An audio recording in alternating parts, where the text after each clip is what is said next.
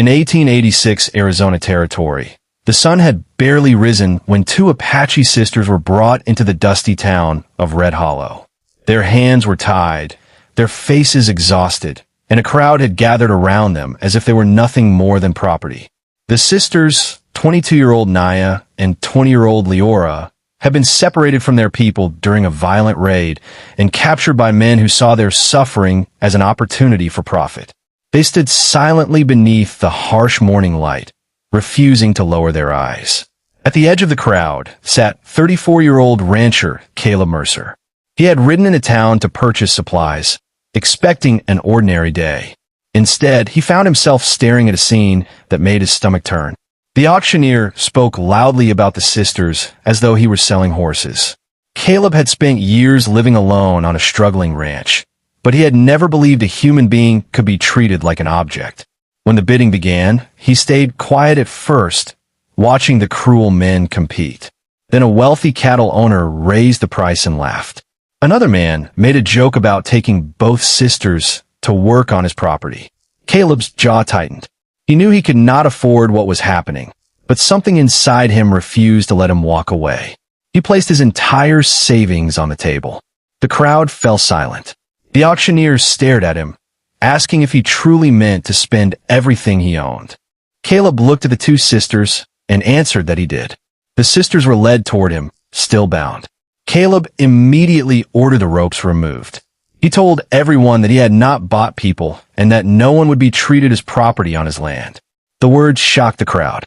Naya watched him carefully, expecting another trap.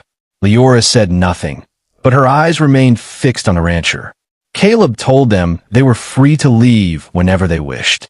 He only wanted to get them away from the men who had taken advantage of their helplessness. He brought them to his ranch, a weathered spread several miles beyond Red Hollow. It was not a grand place. The house needed repairs, the barn roof leaked, and the fields had suffered from drought. Still, Caleb gave the sisters the cleanest room in the house and left food, blankets, and water outside the door. He did not demand their trust. He understood that trust could not be ordered into existence. For several days, the sisters barely spoke. They watched Caleb from a distance as he repaired fences and cared for his horses. He never entered their room without permission. When Naya became sick from exhaustion, Caleb rode through the night to find a doctor. When Leora struggled with nightmares, he simply left a lamp burning near the hallway. Slowly, the fear in the sisters' faces began to fade. But freedom came with danger. The men who had sold the sisters were furious that Caleb had taken them away. They claimed the sisters were still their property and rode toward the ranch with weapons and legal papers meant to intimidate him. Caleb knew the law in the territory was complicated, and powerful men often twisted it to serve themselves. Yet he also knew that surrendering Naya and Leora would mean sending them back into the hands of those who had already harmed them. One evening, Caleb found the sisters standing beside the barn. Naya told him that they could not remain hidden forever. Leora added that if the men came, they would not allow Caleb to face them alone. Caleb tried to tell them that the danger was his responsibility, but Naya shook her head. She said he had risked everything for them, and they would not forget it. The next morning, armed riders appeared on the ridge. Caleb stood on the porch with his rifle lowered but ready. The men demanded that the sisters be handed over. Their leader claimed to possess documents proving ownership.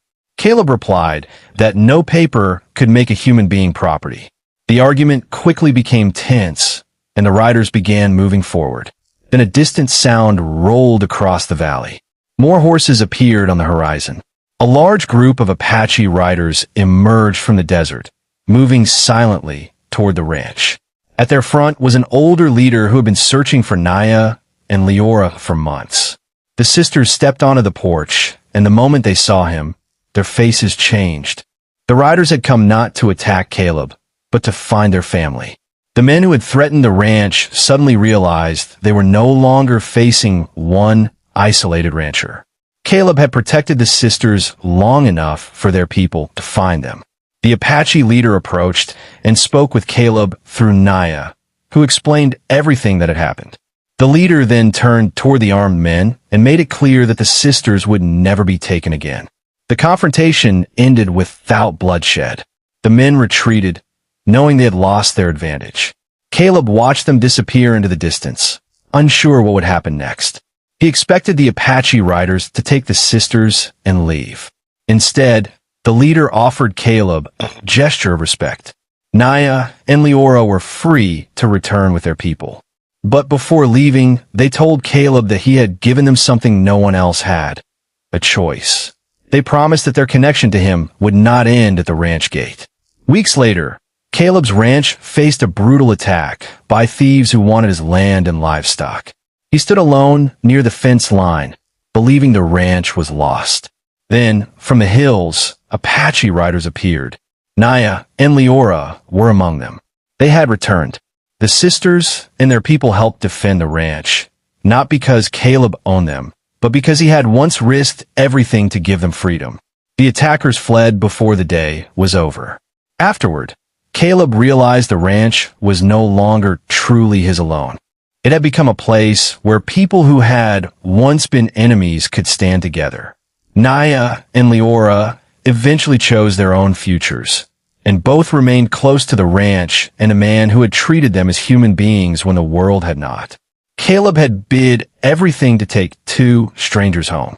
In the end, he discovered that the greatest thing he had purchased was not land, livestock, or wealth. He had earned trust, and in the dangerous American West, trust was worth more than gold.